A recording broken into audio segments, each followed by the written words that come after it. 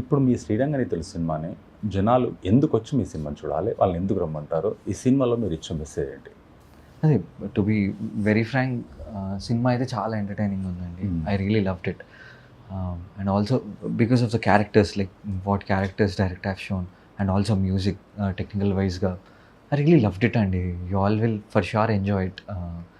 తప్పకుండా నవ్వుకుంటారు. కొన్ని మంచి బ్యూటిఫుల్ కామెడీ జంక్స్ ఉన్నాయి, పెద్ద పెద్ద సీన్స్ ఉన్నాయి.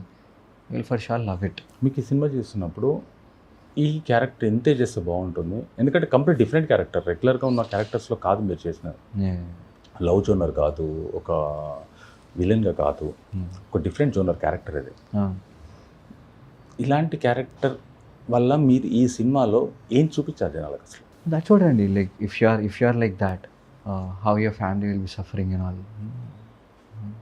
అంటే దీనివల్ల తల్లిదండ్రులు నువ్వు ఎక్కడైనా కొంచెమైనా నువ్వు ఆలోచించి మారితే, వితౌట్ బీయింగ్ సెల్ఫిష్, లైక్ నీ ఆలోచనలు నీ హ్యాపీనెస్లోనే ఉండకుండా నువ్వు కొంచెం బయటికి వస్తే it will be nice. How nice it will be watch Sriranga Neethulu for that. అంటే కొంతమంది కన్నా మార్పు వచ్చే అవకాశం ఉంది. అది నాకు తెలియదండి. అది ఇట్లా మారరా, చూసి ఎంటర్టైన్ అవుతారా, ఐ డోంట్ నో. ఎందుకంటే ఇప్పుడు ఒక 10 years నుంచి ఇప్పుడు తీసుకున్నట్టయితే ఇండస్ట్రీలో కానీ మన తెలుగు రాష్ట్రాల్లో కానీ ఎక్కడైనా సరే డ్రగ్ ఎడిక్ట్ అనేది, గంజాయి అనేది చాలా ఎక్కువైపోయింది విపరీతంగా స్టూడెంట్స్ పైన. ఈ ప్రభావము దానిపైన పడే అవకాశం అని ఉంటుందంటారు?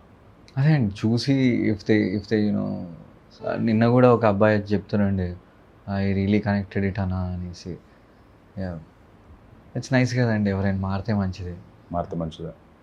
ఎందుకంటే ఇప్పుడు జనాలు యూత్ చాలా ఎడిక్ట్ అవుతున్నారు దానికి. దానివల్ల కొద్దిగా డిఫరెంట్గా ఉంటే బాగుంటుంది. ట్రూ అండి. అసలు ప్రపంచం వేరు, దాని వెనకాల ఉన్న ప్రపంచం వేరు. ట్రూ. ఈ సినిమాలో మొత్తము ఎన్ని సిగరెట్లు తాగారు అసలు? అయ్యో, రోజుకి 70-80 సిగరెట్లు అయిపోయాయండి. రోజుకి 70-80 తాగేవాళ్ళ, లేకుంటే జస్ట్ పట్టుకుని ఊదేవాళ్ళ? చూసారుగా మీరు ఎలా ఉండిందండి, క్లియర్గా తీసుకొని వదులుతారు. మా డైరెక్టర్ కూడా దాని మీద చాలా ఇదిగా ఉండే, ఎట్లా తాగాల, ఎట్లా సిగరెట్ పట్టుకోవాలనేది కూడా. సో తాగాల్సి వచ్చింది. ఎందుకంటే డ్రగ్ ఎలా అయితే తయారు చేస్తారో గంజాయిది యాజ్ ఇట్ ఈస్, అది బాగా ప్రాక్టీస్ చేశారా? లేదండి, దే హ్యావ్ జస్ట్ షోన్ ఎట్లా చేస్తారు ఏందనేది చూపించినారు. Have just done it. Location మొత్తము అంబర్పేట ఒక లొకేషను, మీది ఒక 3 లొకేషన్, 4 లొకేషన్స్, వీరాజ్ది ఒక 4-5 లొకేషన్స్. చాలా రియల్ లొకేషన్స్ అండి. రియల్ లొకేషన్స్, రియల్ లాడ్జ్ కానీ, ఇల్లు కూడా లైవ్గా ఉంటుంది మీకు. అవును. రోడ్లు కూడా అక్కడ ఏం మేము పర్మిషన్స్ అట్లా అంటే జనాలను ఆపేసి అట్లా ఏం తీయలేదు. With the flow only we made that. అవును. చేసేటప్పుడు చాలా ఇబ్బందిగా ఉండేది, కానీ చూసినప్పుడు చాలా బాగుండే అండి. అది బాగుంది యాక్చువల్లీ, అంత లైవ్గా ఇట్ వాస్ వెరీ నైస్ అండి. మనం చూస్తున్నప్పుడు చాలా మంచిగా అనిపించింది. అవును. బోరింగ్గా ఎక్కడ అనిపించలేదు. Thank you. సినిమా మొత్తంలో థ్యాంక్ యూ. ఎందుకంటే అక్కడ చూసాం కాబట్టి ఇది ఇక్కడ ఈ సీన్ పడకపోతే బాగుండే, ఈ సీన్ పడితే బాగుండే. మీరు మొత్తం చేసిన సినిమాలలో విజిల్స్ పడ్డ రోజులు ఎక్కడ ఉన్నాయి? నారప్పకి గట్టిగా పడ్డాయండి. అది వెంకటేష్ సార్ బర్త్డే రోజు రిలీజ్ అయింది ఆ సినిమా. అవును. ఫస్ట్ ఓటీటీలో వచ్చింది, కానీ తర్వాత రిలీజ్ అయింది. అప్పుడు గట్టిగా ఫుల్ విజిల్స్ వచ్చాయండి.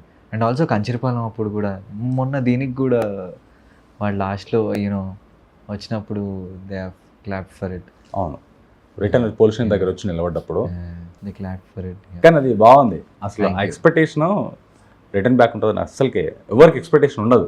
Thank you. కానీ అది వచ్చి నిలబడ్డ తర్వాత అసలు అది చప్పట్లు చాలా పడ్డాయి, విజిల్స్ కూడా పడ్డాయి కొన్ని మన థియేటర్లో. ట్రూ అండి, ట్రూ. ఈ సినిమా సక్సెస్తో పాటు ఇంకెన్నో సినిమాలు సక్సెస్ చూడాలని కోరుకున్నాం. Thank you so much. All the best అండి. Thank you.